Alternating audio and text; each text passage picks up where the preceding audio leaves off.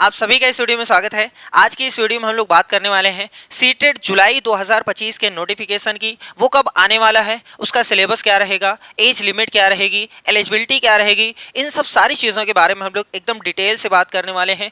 तो अगर आप इस चैनल पर नए हैं तो प्लीज़ आपसे रिक्वेस्ट है कि आप इस चैनल को सब्सक्राइब कर लीजिए, क्योंकि इस चैनल पे आपको फ्री में सीटेट की तैयारी कराई जाती है विद नोट्स। आपको नोट्स में फ्री में डाउनलोड करने के लिए ऑप्शन मिल जाएगा, जो डिस्क्रिप्शन में टेलीग्राम चैनल की लिंक है, आप वहां से टेलीग्राम चैनल को ज्वाइन कर लीजिए। जितनी भी नोट्स रहेगी, यहाँ तक जितनी भी इंपॉर्टेंट बुक्स रहेगी, उसकी भी पीडीएफ आपको शेयर कर दी जाती है टेलीग्राम पे। वहां से आप उसको डाउनलोड करके जितनी बार आप रिवाइज करना चाहते हैं रिवाइज कर सकते हैं। और अगर आपके मन में कोई डाउट हो, पढ़ाई से रिलेटेड कुछ पूछना चाहते हैं या सीटेट से रिलेटेड कुछ पूछना चाहते हैं, तो डिस्क्रिप्शन में व्हाट्सअप नंबर है, आप हमें व्हाट्सअप कर सकते हैं। जब भी टाइम मिलेगा तुरंत हम रिप्लाई करने की कोशिश करेंगे। तो चलिए वीडियो को शुरुआत करते हैं। जितने भी टॉपिक यहाँ लिखेंगे सबके बारे में डिस्कस करने वाले हैं, तो देखते हैं। तो सबसे पहले बात करते हैं नोटिफिकेशन की। अगर बात करें पिछले वाले नोटिफिकेशन की, जो जुलाई में पेपर हुआ था, उसका नोटिफिकेशन जो आया था वो 8 मार्च को आया था। तो इस बार भी पूरी चांस है, पूरी उम्मीद है कि आपका नोटिफिकेशन जो देखने को मिलेगा वो 5 से 10 के बीच में देखने को मिलेगा, यानी 5 to 10 मार्च के बीच में देखने को मिल जाएगा आपको। अब देखो, अगर आज से देखा जाए, जब भी आप ये वीडियो देख रहे हैं तब से आपके पास 4 मंथ का टाइम है, 4 मंथ का टाइम है भैया। अगर आप अभी तक कुछ भी नहीं पढ़े हैं तब भी आपके लिए 4 महीने का समय जो है वो बहुत ज़्यादा होता है। आप मेहनत से अच्छे मार्क्स ला सकते हैं।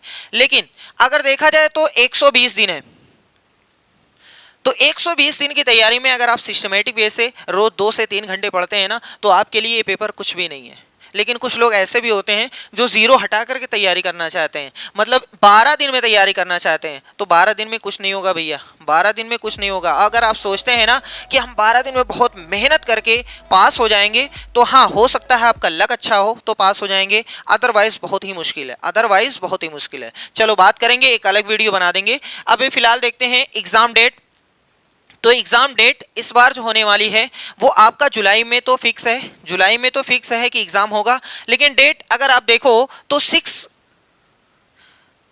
जुलाई को हो सकता है या 13 जुलाई।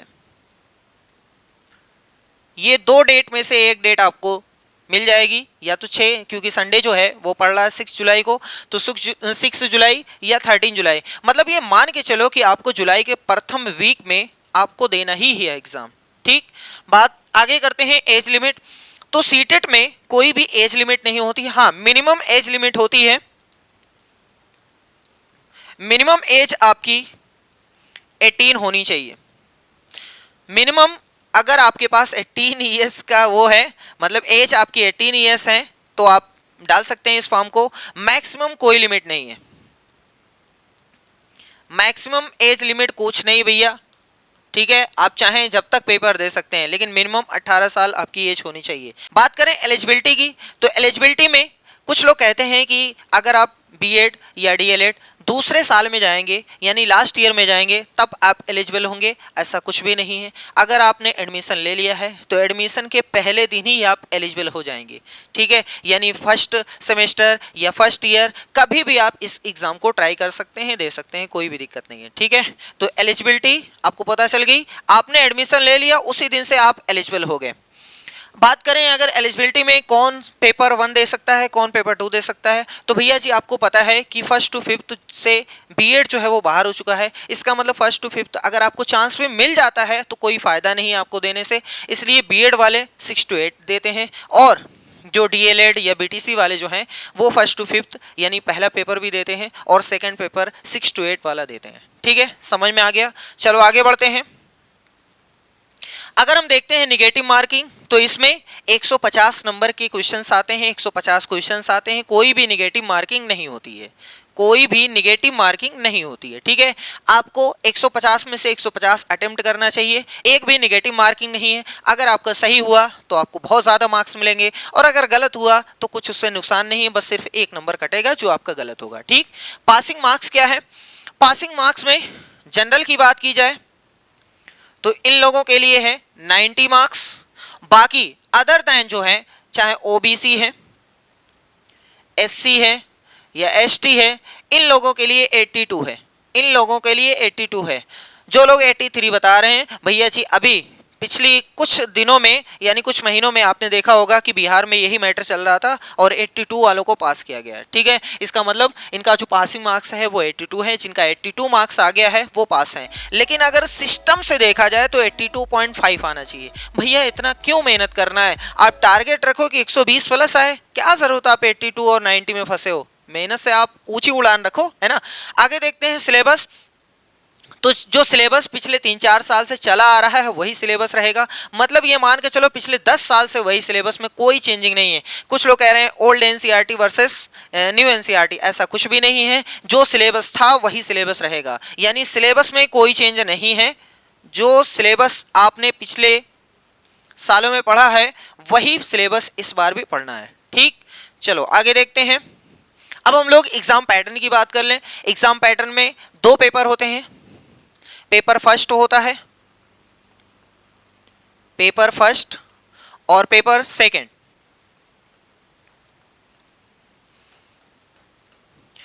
पेपर फर्स्ट में 5 सब्जेक्ट होते हैं। क्या क्या होते हैं? एक होता है सीडीपी,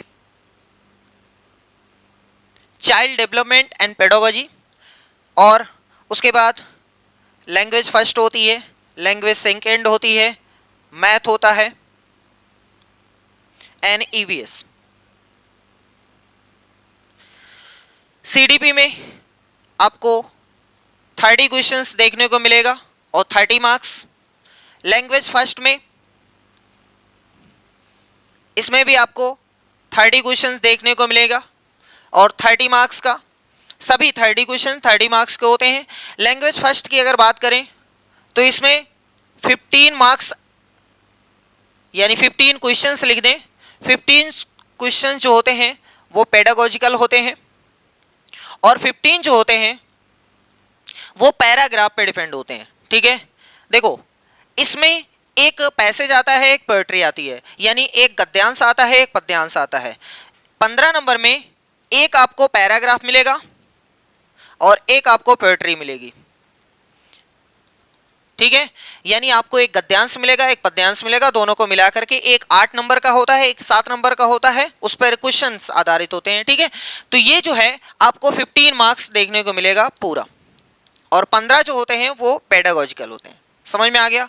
आगे देखते हैं। लैंग्वेज 2 भी इसी प्रकार का है, 30 क्वेश्चंस, लेकिन इसमें एक पैराग्राफ एक पोएट्री होती है। लेकिन लैंग्वेज सेकंड में फर्क इतना है कि उसमें दोनों पैराग्राफ आपको देखने को मिलेगा, पोएट्री आपको देखने को नहीं मिलेगी। 15 क्वेश्चंस पेडागोजिकल होते हैं, 15 कंटेंट वाले होते हैं। समझ में आ गया? देखो लैंग्वेज 1 में 15 क्वेश्चंस पेडागोजिकल, इसमें भी पेडागोजिकल 15 क्वेश्चंस, इसमें पैराग्राफ पर आधारित, इसमें भी पैराग्राफ पर। 2 पैराग्राफ इसमें आता है, इसमें एक पैराग्राफ और एक पोएट्री आती है। ठीक है, और हम आपको सलाह यही देंगे कि आज से ही पैराग्राफ पढ़ने की, उसको पढ़ करके क्वेश्चन सॉल्व करने की प्रैक्टिस डालिए आज से ही।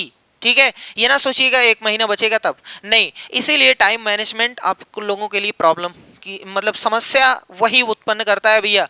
टाइम मैनेजमेंट आप नहीं कर पाते हैं। क्यों नहीं कर पाते हैं? क्योंकि क्वेश्चन पढ़ने की आदत नहीं है। ठीक है, पैराग्राफ पढ़ने की कोशिश करिए, क्वेश्चन अपने आप पढ़ ले जाएंगे पूरा। लेकिन शुरुआत में हो सकता है टाइम लगे, लास्ट में जैसे जैसे 1 महीने आप करेंगे ना तो आपकी हैबिट बन चुकी होगी। जहां आप 1 घंटे में करते थे वहां 40 मिनट लगेगा। ठीक है, बाकी मैथ में देखते हैं, इसमें भी 30 क्वेश्चंस होते हैं। 15 जो होते हैं वो कंटेंट के होते हैं, इस पे अलग से वीडियो बना देंगे। 15 जो होते हैं वो पेडागोजिकल होते हैं। ऐसे ईवीएस में भी 30 क्वेश्चंस होते हैं 30 मार्क्स के, इसमें भी 15 जो होंगे वो कंटेंट के होंगे और 15 जो होंगे वो पेडागोजी के होंगे। समझ में आ गया? ये है 150 मार्क्स का पूरा लेखा जोखा। बात करें सेकंड की, तो सेकंड में भी वही है, सीडीपी है। और अगर आप साइंस मैथ के हैं तो चलो पहले L1 L2 लिख देते हैं। अगर आप साइंस और मैथ के हैं तो साइंस और मैथ में मैथ रहेगा और साइंस रहेगा, ये भी वही रहेगा 30 क्वेश्चंस। लैंग्वेज फिर वही रहेगी भैया 30 क्वेश्चंस, जिसमें पेडागोजी साथ में 2 चीजें रहेंगी, एक पैराग्राफ एक पोएट्री लैंग्वेज 1 में, लेकिन इसमें दोनों पैराग्राफ रहता है। मैथ में क्या रहेगा सर जी 30 क्वेश्चंस रहेंगे, लेकिन इसमें 20 क्वेश्चंस ऐसे रहेंगे जो कंटेंट के रहेंगे और 10 क्वेश्चंस ऐसे रहेंगे जो पेडागोजी के रहेंगे। ऐसे ही सेम इसमें भी रहेगा, 30 क्वेश्चंस होंगे, 30 क्वेश्चंस आपको देखने को मिलेगा, लेकिन 20 क्वेश्चंस कंटेंट के रहेंगे और 10 क्वेश्चंस पेडागोजी के रहेंगे। अगर आप आर्ट साइड से हैं, बीएससी आपने नहीं किया है, बीए किया है, तो आपके लिए ये चीज तो सेम रहेगी, ये चीज सेम रहेगी, ये चीज सेम रहेगी, लेकिन मैथ और साइंस को हटा करके यहां पर आपका रहेगा एसएसटी। एसएसटी रहेगा यानी सोशल स्टडीज रहेगी। सोशल स्टडीज टोटल रहेगा 60 क्वेश्चंस, जिसमें आपको 40 क्वेश्चंस कंटेंट के देखने को मिलेंगे और 20 क्वेश्चंस पेडागोजी के देखने को मिलेंगे। ठीक है, तो ये कंप्लीट इंफॉर्मेशन है। अगर आप तैयारी करना चाहते हैं तो आप यहाँ से जो भी वीडियोस पढ़ी हैं उनको आप स्टार्ट कर सकते हैं पढ़ना। बाकी आगे जब नोटिफिकेशन आ जाएगा तो फिर से शुरू से एकदम पूरा पढ़ाया जाएगा। ठीक है, बाकी अगर आप आज से ही लगते हैं तभी कुछ होगा, तभी आपका 120 या 130 प्लस आ सकता है मार्क्स। अगर आप सोचेंगे कि हम एक महीने पढ़ लें तो कुछ भी नहीं होने वाला है। ठीक है, फिर से आपसे रिक्वेस्ट है कि चैनल को सब्सक्राइब करिएगा और आपका जो टेलीग्राम जो चैनल है वहाँ से आप PDF डाउनलोड कर सकते हैं। चलिए मिलते हैं नेक्स्ट वीडियो में, तब तक के लिए धन्यवाद।